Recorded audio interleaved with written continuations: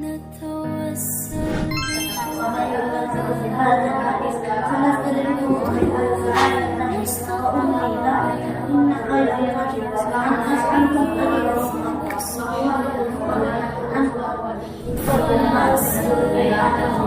وجاء بالأولى من أول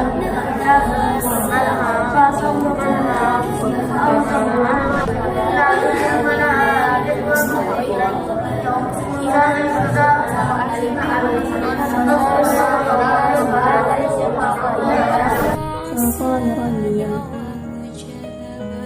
فقال الذين لا يرجون لقاءنا لولا أنزل علينا الملائكة ووهبنا له إسحاق ويعقوب وكلا هدينا ونوحا